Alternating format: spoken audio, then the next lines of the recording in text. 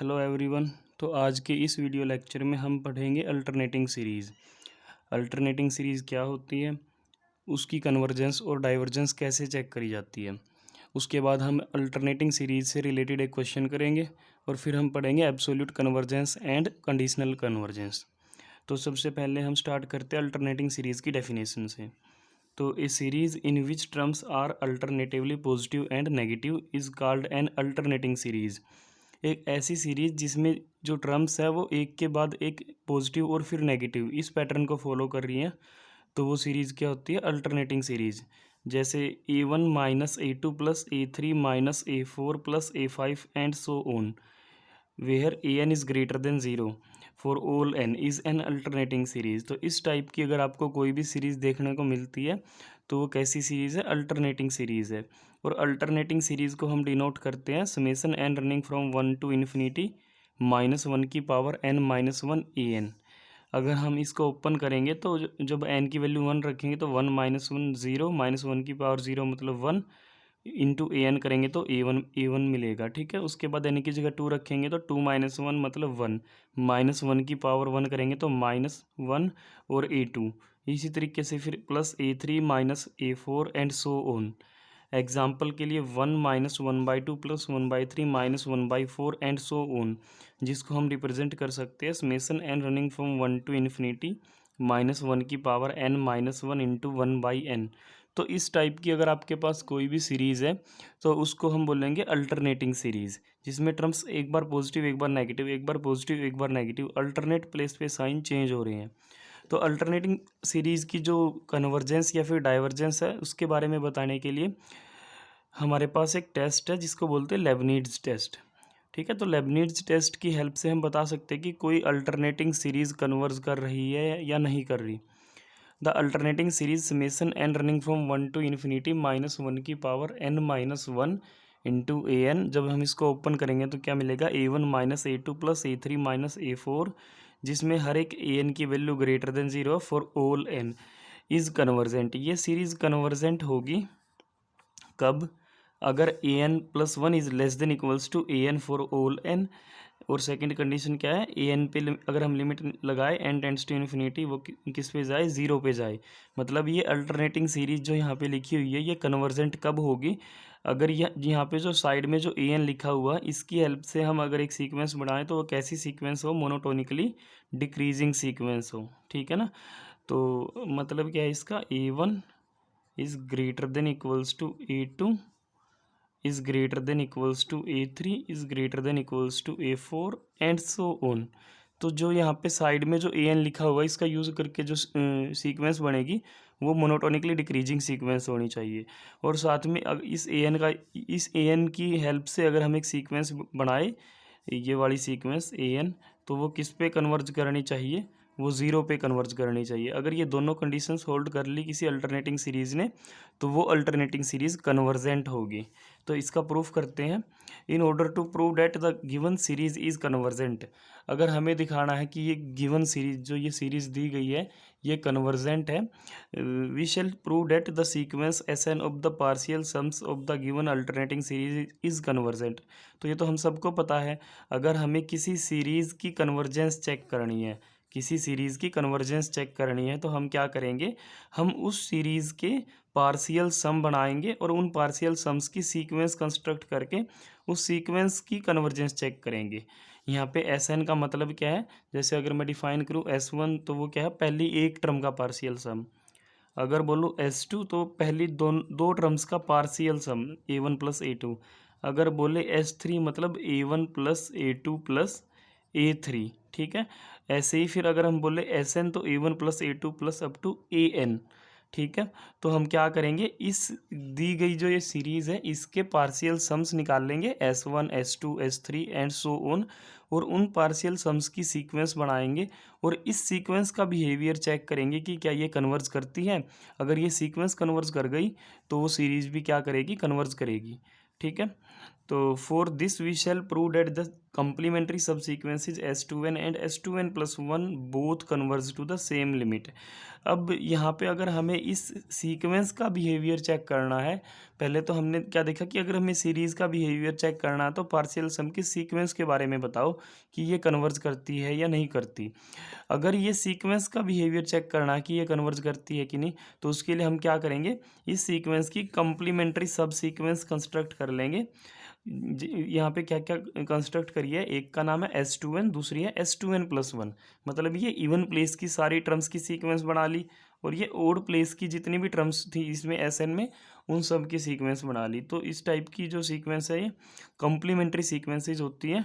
ठीक है, तो इन सब सीक्वेंसेस कि हम कन्वर्जेंस चेक करेंगे कि क्या ये कन्वर्ज करती है, और किसी सेम नंबर पे अगर ये कन्वर्ज करे तो हम बोल सकते हैं कि Sn भी क्या करेगी, कन्वर्ज करेगी। ठीक है, और Sn कन्वर्ज करेगी तो फिर क्या बोलेंगे, हमारी सीरीज़ क्या करेगी, कन्वर्ज करेगी। सीरीज़ की कन्वर्जेंस के लिए सीक्वेंस बनाई पार्शियल सम्स की, उसकी कन्वर्जेंस चेक करनी, और इसकी कन्वर्जेंस चेक करने के लिए इसकी कंप्लीमेंट्री सब सीक्वेंसेस बनाई S2n एंड S2n+1। अब हम दिखाएंगे पहले कि ये भी कन्वर्ज करती है, ये भी कन्वर्ज करती है, और दोनों सेम नंबर पे कन्वर्ज करती है। अगर ये दोनों सेम नंबर पे कन्वर्ज कर गई, फिर उसकी हेल्प से दिखाएंगे ये कन्वर्ज करती है, और ये कर गई तो ये ऑटोमेटिकली कन्वर्ज करेगी। ठीक है, तो यही हमें अब प्रूफ करना है कि जो ये सब कॉम्प्लीमेंट्री सब सीक्वेंसेज है both converge to the same limit. पहले हम ऐसा S2n को दिखाएंगे, फिर S2n+1 को दिखाएंगे। तो नाउ कंसीडर S2n। S2n का मतलब क्या है, sum of first 2n terms of the given series. S2n का मतलब है दी गई सीरीज की पहली 2n टर्म्स का सम। तो पहली 2n टर्म्स का सम हम कैसे लिखेंगे, S2n equals to A1 minus A2 plus A3 minus A4 plus up to A2n minus 1 minus A2n। ये हमने कैसे लिखा है, जो हमारी सीरीज़ दी गई है वो कैसी सीरीज़ है, अल्टरनेटिंग सीरीज़ है ये वाली। इसमें टर्म्स किस तरीके से लिखी गई है, इवन ओड प्लेस की जो टर्म है जैसे 1 3, इन सब के आगे पॉजिटिव सिंबल लगा हुआ है, और इवन प्लेस की जो टर्म्स होंगी A2 A4, उनके आगे नेगेटिव सिंबल मिलेगा आपको। तो बस इसी चीज़ का ध्यान रख के हमने क्या बनाई, S2n की वैल्यू A1 ओड प्लेस की टर्म है, A2 इवन प्लेस की टर्म है तो उसके आगे माइनस लगा दिया, A3 ओड प्लेस की टर्म है तो उसके आगे प्लस लगा दिया, A4 ओड इवन प्लेस की टर्म है तो माइनस लगा दिया, A2n-1। देखो 2n हमेशा इवन होता है, उसमें से अगर हम -1 करेंगे तो वो ओड बनेगा, तो ओड प्लेस की टर्म है तो प्लस लगा दिया, A2n मतलब इवन प्लेस की टर्म है तो उसके आगे हमने क्या लगा दिया, माइनस लगा दिया। तो इस तरीके से हमने किसकी वैल्यू लिखी है, S2n की वैल्यू लिखी है। अब हमने क्या किया, हमने टर्म्स को थोड़ा सा रीअरेंज किया है, A1 एज इट इज़ लिखा, ठीक है, और बाकी जितनी भी टर्म्स थी उसके बाद सभी टर्म्स में से हमने क्या किया, माइनस कॉमन कर लिया। माइनस कॉमन करने के बाद अंदर क्या बचेगा, A2 minus A3 plus A4 minus A5 up to A2n-2 minus A2n-1 plus A2n।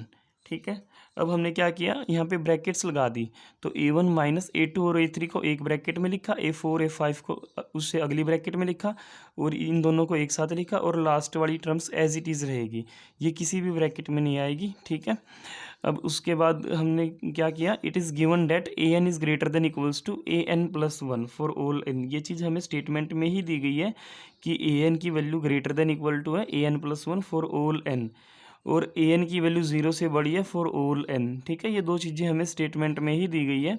इन दोनों चीज़ का यूज़ करके हम क्या बता सकते हैं, therefore each term within bracket, bracket के अंदर जितनी भी ये टर्म है, ये वाली टर्म है, फिर ये टर्म है, ये टर्म है, ये सारी टर्में कैसी होंगी, पॉजिटिव होंगी, क्योंकि A2 बड़ा है A3 से, A2 greater than equals to A3, तो A2 माइनस A3 करेंगे तो value greater than equals to 0 आएगी। ठीक है, ऐसे ही सेम यहाँ पे, सेम यहाँ पे, और ये वैल्यू तो an की वैल्यू यहाँ पे क्या लिखी हुई है, an is greater than 0 for all n। तो an का मतलब तो कोई भी नेचुरल नंबर, तो 2n भी क्या होगा, जब n नेचुरल नंबर है तो 2n भी नेचुरल नंबर है, तो A2n क्या होगा, 0 से बड़ा होगा। ठीक है, तो ब्रैकेट के अंदर जितनी भी टर्म्स लिखी गई है सारी की सारी टर्में 0 से बड़ी हैं। ठीक है, तो S2n की वैल्यू क्या आएगी, A1 माइनस, अब ये सारी टर्म्स 0 से बड़ी है तो इनका सम करेंगे तो वो कुछ पॉजिटिव नंबर आएगा, तो S2n is equals to A1 minus कोई पॉजिटिव नंबर। S2n की वैल्यू किसके इक्वल है, जब आप A1 में से कुछ चीज़ घटा रहे हो, कुछ पॉजिटिव चीज़ घटा रहे तो वो S2n के इक्वल आएगा। अगर an में से हम कोई पॉजिटिव चीज़ माइनस कर रहे हैं तो वो S2n के बराबर है। अगर हम A1 में से कुछ माइनस ही ना करें तो वो S2n से क्या हो जाएगा, A1 S2n से बड़ा हो जाएगा, क्योंकि A1 को कम करके हम S2n के इक्वल लिख पा रहे हैं। तो A1 को अगर हम ये कम ना करें तो ये S2n से क्या हो जाएगा, A1 बड़ा हो जाएगा। तो यही चीज़ यहाँ पे लिखी है, S2n is less then A1 for all n। ठीक है, S2n किसके लिए लिखा था हमने, एक सब सीक्वेंस बनाई थी हमने, उसकी जनरल टर्म थी S2n। तो S2n की वैल्यू A1 से क्या है, छोटी है for all n, therefore sequence S2n कैसी हो जाएगी, वो तो बाउंडेड अबव होगी। ठीक है, क्योंकि इस सीक्वेंस की सारी टर्में A1 से छोटी है। ऑल्सो अब हम क्या दिखाएंगे, S2n को हमने बाउंडेड अबव दिखा दिया, अब हम S2n को दिखाएंगे मोनोटोनिकली इंक्रीजिंग सीक्वेंस। तो उसके बाद मोनोटोन कन्वर्जेंस थ्योरम से हम S2n को कन्वर्जेंट बोल देंगे। तो अब S2n को मोनोटोनिकली इंक्रीजिंग दिखाने के लिए हमने क्या कंसिडर किया, S2n + 2 माइनस S2n। ये क्यों कंसिडर किया है, जैसे अगर हम S2n को लिखें तो सबसे पहले S2, उसके बाद S4, उसके बाद S6, ऐसे ही अगर हम लिखेंगे तो एक टाइम पे आएगा S2n, और अगली टर्म कौन सी आएगी, हर अगली टर्म पिछली टर्म से 2 ज़्यादा है, तो अगली टर्म आएगी S2n + 2 and so on.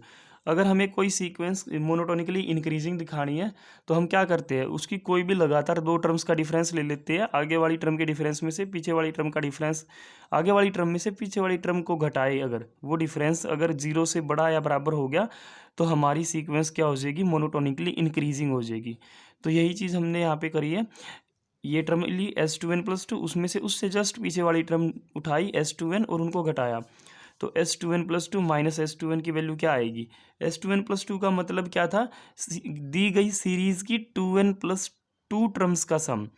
S2n का मतलब क्या है, गिवन सीरीज, जो अल्टरनेटिंग सीरीज समेसन an और -1 की पावर n-1 वो जो दी गई है, उसकी पहली 2n टर्म्स का सम। तो हमने वो दोनों वैल्यूज़ यहाँ पे लिखी।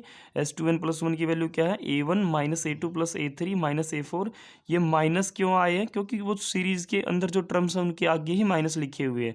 वैसे तो S2n + 2 का मतलब है पहली 2n + 2 टर्म्स का सम है, पर अगर कोई टर्म नेगेटिव होगी तो सम करते टाइम तो वो घटेगी फिर तो यही चीज़ यहाँ पे लिखी है, S2n + 2 की value A1 - A2 + A3 - A4 up to A2n - 1 - A2n plus A2n + 1 - A2n + 2 minus S2n की वैल्यू क्या है, पहली 2n टर्म्स का सम है, तो A1 - A2 + A3 - A4 up to A2n - 1 - A2n।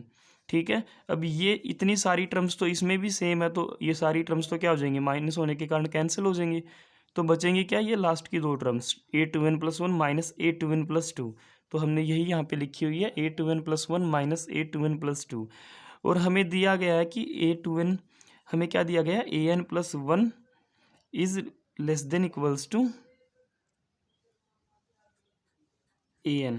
ये चीज़ हमें स्टार्टिंग में स्टेटमेंट में ही दी गई थी। इसका यूज़ करके हम बोल सकते हैं A2n + 1 is less than equals to A2n। यहाँ पे अगर n है, यहाँ पे n + 1 है, तो ये वाली छोटी रहेगी, ये वाली बड़ी रहेगी। तो यहाँ पे 2n है, यहाँ पे 2n + 1 है, तो ये छोटी होएगी, ये बड़ी होएगी। तो आप क्या बोल सकते हैं यहाँ से, A2n + 1, सॉरी यहाँ पे जो रिलेशन लिखा हुआ 2n + 1 और 2n + 2 के बीच में लिखा हुआ है, तो हम क्या लिखेंगे, A2n + 2 is less than equals to A2n + 1। ठीक है, जैसे यहाँ पे an बड़ा होगा, an + 1 छोटा होगा उससे या बराबर होगा, ये सीरीज इसके स्टेटमेंट में ही दिया गया है। तो हम बोल सकते हैं A2n + 1 बड़ी होगी A2n + 2 से या बराबर होगी। तो यहाँ से हम इम्प्लाई कर सकते हैं A2n + 2 minus A2n + 1 minus A2n + 2, इसको हम उधर उस साइड शिफ्ट करें तो ग्रेटर देन इक्वल्स टू 0। तो यही यहाँ पे लिखा हुआ A2n + 1 minus A2n + 2 is greater than equals to 0 for all n। तो यहाँ से हम क्या इम्प्लाई कर सकते हैं, S2n + 2 की वैल्यू जो होगी वो ग्रेटर देन हो जाएगी S2n से, क्योंकि ये उस साइड शिफ्ट होएगा। तो S2n + 2 की वैल्यू ग्रेटर देन इक्वल होगी S2n से। S2n कौन सी सीक्वेंस थी, ये वाली सीक्वेंस थी, इसी को हमने S2n बोला था। ठीक है, तो इस सीक्वेंस में देखो ये टर्म इससे ग्रेटर देन इक्वल है, n की कोई भी वैल्यू अगर आप लेते हो तो आप क्या बोल सकते हो, हर आगे वाली टर्म पीछे वाली टर्म से ग्रेटर देन इक्वल है, तो इसका मतलब सीक्वेंस कैसी सीक्वेंस बन गई, मोनोटोनिकली इंक्रीजिंग सीक्वेंस। तो इसलिए यहाँ पे लिखा this implies S2n is monotonically increasing sequence. तो हमने दो चीज़ें लिखी, एक तो S2n क्या है, मोनोटोनिकली इंक्रीजिंग सीक्वेंस है, साथ में इसको हमने क्या दिखा दिया था अभी, बाउंडेड अबोव दिखाया था। तो bye monotone convergence theorem S2n कैसी सीक्वेंस हो जाएगी, कन्वर्जेंट सीक्वेंस हो जाएगी। चलो हम लेट कर लेते हैं कि ये किसी नंबर S पे कन्वर्ज करती है। अब कन्वर्जेंट है तो किसी न किसी नंबर पे कन्वर्ज करेगी, तो उसको हमने क्या नाम दे दिया, S। तो S2n किस पे कन्वर्ज कर गई, S पे कन्वर्ज करेगी। इसका मतलब इस सीक्वेंस S2n की लिमिट क्या बनेगी, S बनेगी। ठीक है, अब हम दिखाएंगे S2n+1 भी कन्वर्जेंट है और सेम नंबर S पे ही कन्वर्ज करती है। तो S2n+1 की सबसे पहले हमने वैल्यू लिखी। S2n+1 में एक ही टर्म ज़्यादा है S2n से। स्टार्टिंग की S2n टर्म्स तो सेम है, जो टर्म S2n में है वही टर्म S2n+1 में स्टार्टिंग की 2n टर्म्स तक। तो इसलिए हमने यहाँ पे लिखा S2n+, जो एक्स्ट्रा टर्म थी वो ऐड कर दिया A2n+1। दोनों तरफ हमने लिमिट लगाई n टेंड्स टू इन्फिनिटी। जब हम लिमिट लगाएंगे तो लिमिट इस पे भी लगा देंगे S2n पे, और S2n+1 पे भी लिमिट लगाएंगे। ठीक है, तो जब हम इस पे लिमिट लगाएंगे तो ये किस पे कन्वर्ज करेगी, ये तो S पे कन्वर्ज करेगी, और ये किस पे कन्वर्ज करेगी, ये 0 पे कन्वर्ज करेगी। क्यों, क्योंकि स्टेटमेंट में ही दिया गया था कि an 0 पे जाती है जब n इन्फिनिटी को जाता है। ठीक है, तो n का मतलब कोई भी नेचुरल नंबर। अब यहाँ पे 2n+1 भी नेचुरल नंबर ही है। जब आप n को इन्फिनिटी पे टेंड कराओगे तो ये ओवरऑल इन्फिनिटी पे टेंड होएगा, तो जो कि 0 पे जाएगी। ठीक है, ये स्टेटमेंट में ही गिवन है। तो यहाँ पे हमने क्या लिख दिया, 0। तो S+0 क्या होएगा, S होएगा। तो आप बोल सकते हो S2n+1 की जो लिमिट है वो क्या आएगी, S। The sequence S2n and S2n+1 converges to same limit S। इसका मतलब S2n और S2n+1 दोनों की दोनों सीक्वेंसेस सेम नंबर S पे ही कन्वर्ज करती है। अब हम दिखाएंगे कि Sn भी इस नंबर S पे कन्वर्ज करेगी। Now we shall prove that Sn is convergent to S for each n। तो अब हमें क्या दिखाना, Sn भी इसी नंबर S पे कन्वर्ज करती है। As S2n converges to S, therefore देखो अभी हमने क्या दिखाया कि S2n किस पे कन्वर्ज करती है, S पे कन्वर्ज करती है। तो कन्वर्जेंट सीक्वेंस की डेफिनेशन हमने पढ़ी थी सीक्वेंस वाले चैप्टर में। वो डेफिनेशन क्या थी, for given epsilon greater than 0 there exist, कोई पॉजिटिव इंटीजर बोलो या फिर नेचुरल नंबर, तो there exist M1 belongs to natural number such that, कि दिए गए एप्सिलॉन के लिए एक नेचुरल नंबर मिलेगा। और वो नेचुरल नंबर कैसा होगा कि उस नेचुरल नंबर के बाद के प्लेस की आप कोई भी टर्म उठाते हो सीक्वेंस से, तो उस टर्म का डिफरेंस इस लिमिट S के साथ अगर आप लोगे और मोड करोगे तो वैल्यू लेस देन क्या हो जाएगी, एप्सिलॉन। तो यही चीज़ यहाँ पे लिखी है, for given epsilon greater than 0 there exist M1 belongs to N such that S2n-S का mod less than epsilon for all. अब वहाँ पे क्या होता था, n greater than equals to that integer होता था। ठीक है, पर यहाँ पे n की जगह क्या लिखा हुआ है, 2n लिखा हुआ है, तो हम लिखेंगे 2n greater than equals to M1। ऐसे ही S2n+1 भी कन्वर्जेंट है।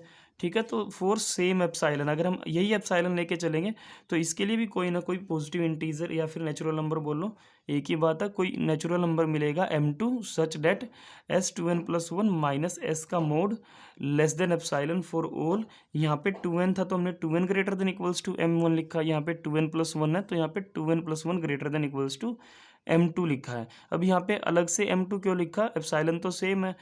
एप्सिलॉन के सेम होने पे ज़रूरी नहीं कि दोनों सीक्वेंसेस में सेम ही नेचुरल नंबर मिलेगा वो। ठीक है, इस सीक्वेंस के अकॉर्डिंग क्या पता कोई अलग नेचुरल नंबर मिल जाए, इसलिए हमने क्या लिखा, अलग नोटेशन लिखी है M2। ठीक है, अब हमने क्या किया, इस M1 और M2 में से जो मैक्सिमम वैल्यू होगी उसको M नाम दे दिया। तो let M equals to maximum of M1 and M2। ठीक है, देखो M1 M2 में से मैक्सिमम जो भी नंबर है, जैसे हमने मान लिया ये M1 है और ये M2 है। ठीक है, अगर M2 मैक्सिमम है, थोड़ी देर के लिए सपोज कर लेते हैं M2 मैक्सिमम है, दोनों में से बड़ा नंबर M2 है। अगर हम M1 के बाद का कोई भी नंबर उठाए, M1 के बाद का कोई भी नंबर उठाते हैं तो S2n-S का मोड लेस देन क्या हो जाएगा, एप्सिलॉन हो जाएगा। और अगर हम M2 के बाद का कोई भी नंबर उठाते हैं तो S2n+1 - S के मोड का डिफरेंस लेस देन एप्सिलॉन हो जाएगा। पर अगर हम इन दोनों के मैक्सिमम के बाद का कोई भी नंबर उठाए तो दोनों रिजल्ट होल्ड करेंगे, इसीलिए हमने मैक्सिमम लिया है इन दोनों में से।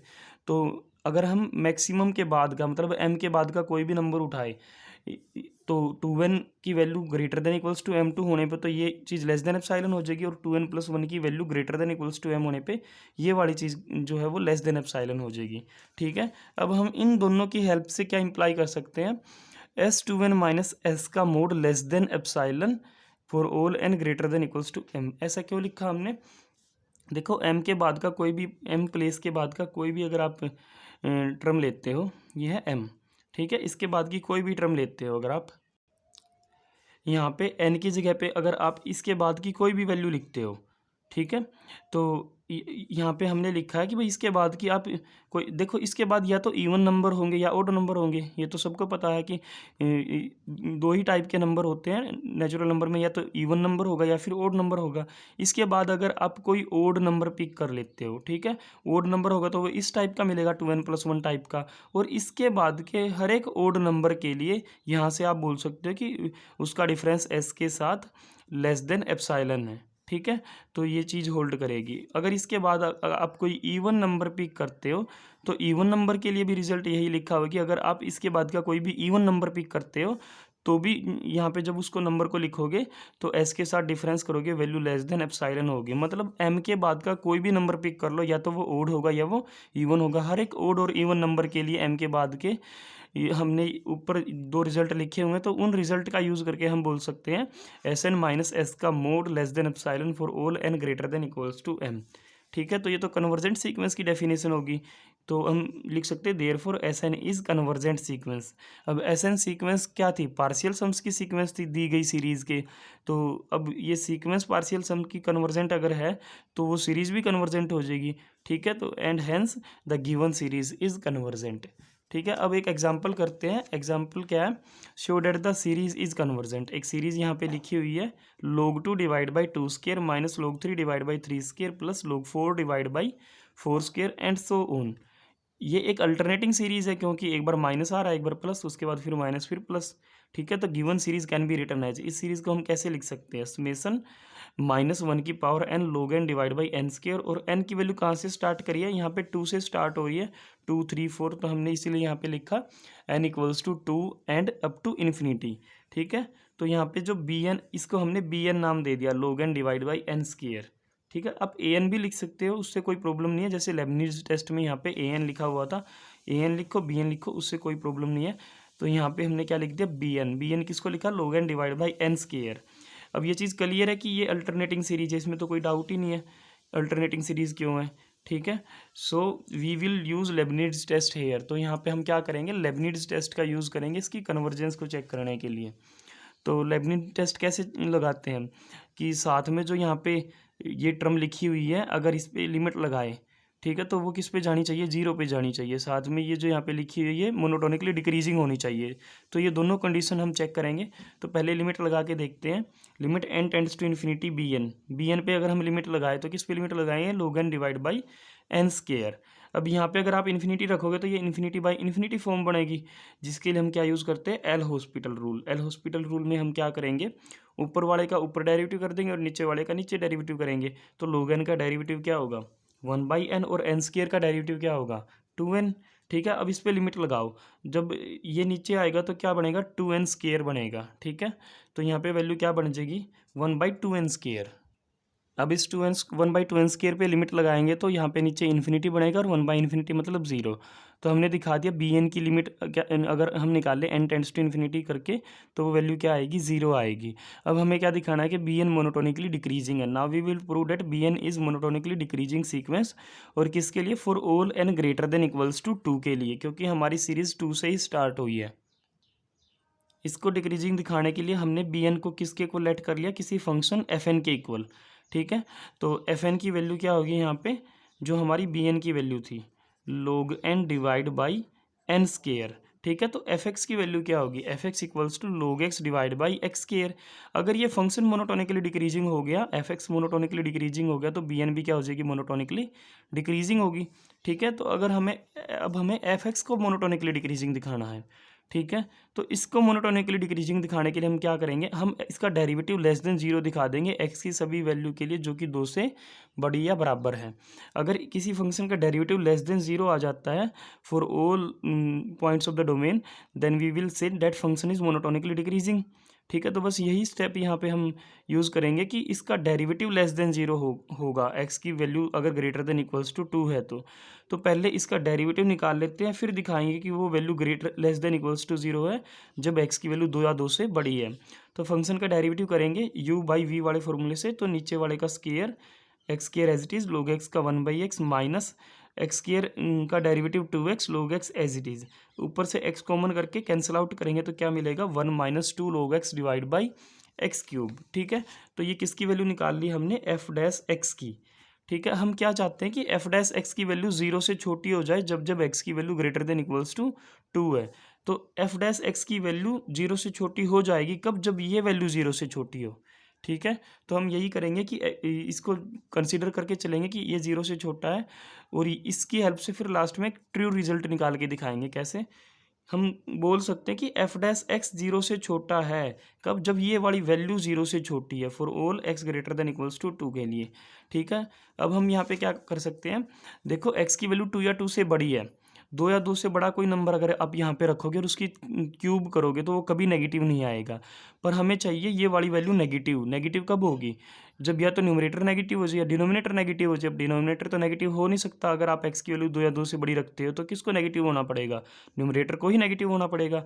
तो हम बोल सकते हैं कि ये वैल्यू 0 से छोटी हो जाएगी एफ डैश एक्स की कब, अगर 1 माइनस 2 log x 0 से छोटा हो जाए for all x greater than equals to 2 के लिए। ठीक है, अब यहाँ से हमने क्या किया, 1 को उधर शिफ्ट कर दिया, और जब दोनों तरफ माइनस से मल्टीप्लाई करेंगे तो वैल्यू क्या आएगी, log x greater than 1/2 for all x greater than equals to 2। और ये जो वैल्यू यहाँ पे आई है ये हमेशा ट्रू होती है। अगर आप x की वैल्यू 2 या 2 से बड़ी लेते हो, आप इसको चेक कर सकते हो कैलकुलेटर की हेल्प से, विच इज़ ट्रू, ये ट्रू होगी। ठीक है, therefore f dash x की वैल्यू 0 से छोटी होगी for all x greater than equals to 2। ठीक है, तो हम यही चाहते थे कि एफ डैश एक्स की वैल्यू 0 से छोटी हो जाए, ताकि हम बोल सके एफ एक्स क्या है, मोनोटोनिकली डिक्रीजिंग फंक्शन है। तो this implies f x is decreasing function of x for all x greater than equals to 2। अब एफ एक्स डिक्रीजिंग है, मतलब एफ एन जो हमने डिफाइन किया था बी एन के इक्वल था, वो क्या हो जाएगा, डिक्रीजिंग हो जाएगा for all N greater than equals to 2 के लिए। डिक्रीजिंग होने का मतलब क्या, b n is greater than equals to b n plus 1 for all N greater than equals to 2 के लिए। ठीक है, तो यही दो चीज़ें होती हैं जो लेबनिज़ टेस्ट लगाने के लिए ज़रूरी होती हैं। पहली कंडीशन क्या है, बी एन पे लिमिट लगाए तो वो 0 पे जाए, तो बी एन की लिमिट 0 हमने दिखा दी। दूसरी कंडीशन क्या है, b n is greater than equals to b n plus 1 for all N greater than equals to 2 के लिए, वो भी हमने दिखा दी। Therefore by Leibniz test the given series is convergent. तो लेबनिज़ टेस्ट का यूज़ करके आप बोल सकते हो आपकी जो सीरीज़ है वो कैसी सीरीज़ है, कन्वर्जेंट सीरीज़ है। इसके बाद जो कंसेप्ट है वो है absolute convergence and conditional convergence. तो एब्सोल्यूट कन्वर्जेंस क्या होती है, a series summation a n running from 1 to infinity is said to be absolutely convergent. कोई सीरीज है समेशन ए एन, वो एब्सोल्यूटली कन्वर्जेंट कब बोली जाएगी, if the series mod a n is convergent.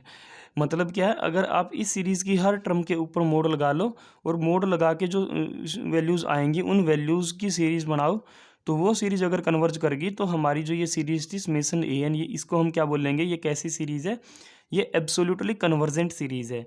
For example ये series है 1 minus 1/2² plus 1/3² minus 1/4²।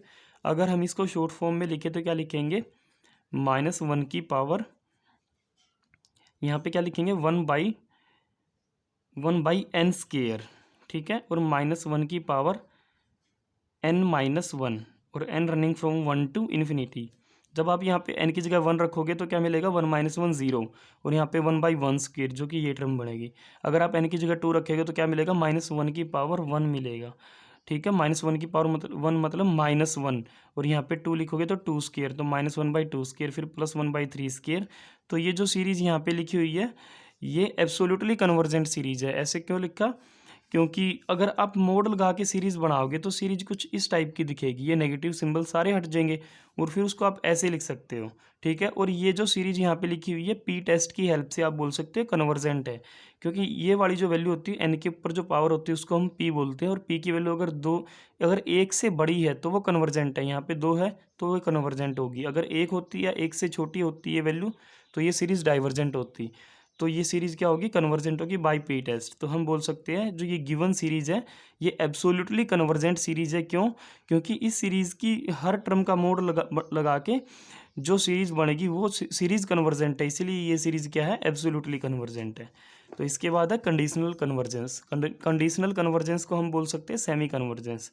तो कोई सीरीज़ कब बोली जाएगी कि वो कंडीशनली कन्वर्जेंट है। उसके लिए दो कंडीशन है, पहली कंडीशन है कि वो सीरीज़ कन्वर्जेंट होनी चाहिए और दूसरी कंडीशन क्या है, वो नॉट एब्सोल्युटली कन्वर्जेंट। मतलब अगर मोड लगा के हम एक सीरीज़ बनाए, उसकी हर टर्म की के ऊपर मोड लगा ले और फिर एक नई सीरीज़ बनाए, तो जो नई सीरीज़ बनेगी वो सीरीज़ कन्वर्जेंट नहीं होनी चाहिए। उसको बोलेंगे कि ए एन एब्सोल्युटली कन्वर्जेंट नहीं है। ठीक है, अगर कोई सीरीज इस टाइप की है कि वो कन्वर्जेंट है पर मोड लगाने के बाद कन्वर्ज नहीं करती, तो उसको बोलते हैं कंडीशनली कन्वर्जेंट सीरीज। जैसे एग्जांपल के लिए ये सीरीज लिखी हुई है 1-1/2 + 1/3 -1/4 एंड सो ऑन। ये कंडीशनली कन्वर्जेंट है। क्यों है ये कंडीशनली कन्वर्जेंट? बिकॉज ये जो सीरीज है ये कन्वर्जेंट सीरीज है बाय लेबनिज़ टेस्ट। आप इजीली चेक कर सकते हो लेबनिज़ टेस्ट से ये सीरीज कन्वर्जेंट कैसे है। ठीक है, इसको अगर हम शॉर्ट फॉर्म में लिखेंगे तो कैसे लिखेंगे, -1n-1/n। ठीक है, अगर हम 1/n पे लिमिट लगाएंगे तो वो 0 पे जाएगी और 1/n मोनोटोनिकली डिक्रीजिंग सीक्वेंस बनेगी। ठीक है, तो बाय लेबनिज़ टेस्ट आप बोल सकते हो ये कन्वर्जेंट है। पर अगर आप मोड लगाओगे हर टर्म के ऊपर, तो मोड लगा के क्या मिलेगा, 1 + 1/2 + 1/3, तो ये सीरीज़ मिलेगी। अब ये तो पी टेस्ट की हेल्प से डाइवर्जेंट होगी क्योंकि यहाँ पे पी की जो वैल्यू है वो 1 बनेगी। ठीक है, और अगर पी की वैल्यू 1 या 1 से छोटी है तो हमारी सीरीज़ क्या करती है, डाइवर्ज करती है। ठीक है, तो ये जो सीरीज़ यहाँ पे लिखी हुई है ये कंडीशनली कन्वर्जेंट सीरीज़ है क्योंकि समेशन ए एन तो कन्वर्ज करती है पर summation mod of a n converge नहीं करती। इसके बाद एक इम्पोर्टेंट थ्योरम है कि अगर कोई सीरीज़ है वो एब्सोल्युटली कन्वर्जेंट है तो वो कन्वर्जेंट भी होगी। ठीक है, पर इसका कन्वर्स ट्रू नहीं है। ठीक है, तो कोई अगर सीरीज़ है एब्सोल्युटली कन्वर्जेंट है तो हमने दिखाना है कि वो सीरीज़ कन्वर्जेंट भी होगी और न्यूमेरिकल्स में ये रिजल्ट बहुत यूज़ किया जाता है। तो लेट कर लेते हैं summation a n is an absolutely convergent series. तो हमने लेट कर लिया समेशन ए एन कैसी सीरीज़ है, एब्सोल्युटली कन्वर्जेंट। अब एब्सोल्युटली कन्वर्जेंट की डेफिनेशन हमने अभी अभी पढ़ी है कि summation of mod a n is convergent. ये सीरीज़ क्या करेगी, कन्वर्ज करेगी। और अगर सीरीज़ कन्वर्ज करती है तो हम Kosi general principle of convergence apply कर सकते हैं। तो यहाँ पे हम वही अप्लाई करेंगे, for given epsilon greater than 0 by Cauchy general principle of convergence for given epsilon greater than 0 there exist a positive integer m such that. आपको एक पॉजिटिव इंटीजर मिलेगा m की उसके बाद की सभी टर्म्स के सम का मोड लेस देन एप्सिलॉन होगा। अब m के बाद की सभी टर्म्स के सम का मोड। ठीक है, अब यहाँ पे जो टर्म्स है वो मोड वाली ही हैं, तो हम उनको ऐड करेंगे फिर ओवरऑल का मोड करेंगे। कैसे, m के बाद की टर्म क्या बनेगी, am+1 का मोड। अगर आप इसको ओपन करके लिखोगे तो कैसे लिखोगे, मोड a1। अगर इसको ओपन करेंगे तो mod a1 plus mod a2 up to mod am plus mod am+1 and so on. तो इसने बोला है एम प्लेस के बाद, तो एम प्लेस यहाँ पे है। ठीक है, इसके बाद की ये जितनी भी टर्म्स है सबका सम कर लो, mod am+1 mod am+2 up to mod an, और फिर सारे का क्या करना है, मोड करना है। ठीक है, वो वैल्यू क्या होगी, less than epsilon for all N greater than m के लिए। अब ये वाली जो वैल्यू है मोड am+1 ये नॉन नेगेटिव वैल्यू होगी, ये भी नॉन नेगेटिव होगी। ये कोई भी वैल्यू नेगेटिव नहीं है तो उनका सम भी नेगेटिव नहीं होगा, तो इसके बाहर मोड लगाने से कोई फ़र्क नहीं पड़ेगा, इसलिए हमने बाहर वाला मोड हटा दिया, केवल अंदर वाली चीज़ें लिखी है, mod am+1 mod am+2 up to mod an is less than epsilon for all N greater than m। ठीक है, अब हम सब ने ट्रायंगल इनइक्वालिटी के बारे में पढ़ा। ट्रायंगल इनइक्वालिटी क्या है, sum of am+1 up to an का मोड। अगर am+1 am+2 up to an का सम करके मोड करेंगे तो वैल्यू किससे लेस देन इक्वल होगी, इंडिविजुअली के मोड के सम से। मतलब एक एक करके मोड करो और फिर सम करो, उससे वो वैल्यू क्या होएगी, लेस देन इक्वल होएगी। ठीक है, तो यही हमने यहाँ पे लिखा, mod am+1 plus mod am+2 up to mod an। अगर हम यहाँ पे जो n की वैल्यू है वो m से बड़ी रखें, ठीक है, तो ये जो राइट साइड में लिखा हुआ है ये एक्सप्रेशन, ये किससे छोटा हो जाएगा, ये एप्सिलॉन से छोटा हो जाएगा बाय फर्स्ट इक्वेशन। तो अगर n की वैल्यू m से बड़ी है तो राइट साइड एप्सिलॉन से छोटी हो जाएगी। अब राइट साइड एप्सिलॉन से छोटी है तो लेफ्ट साइड भी एप्सिलॉन से छोटी होगी क्योंकि ये इससे लेस देन इक्वल है।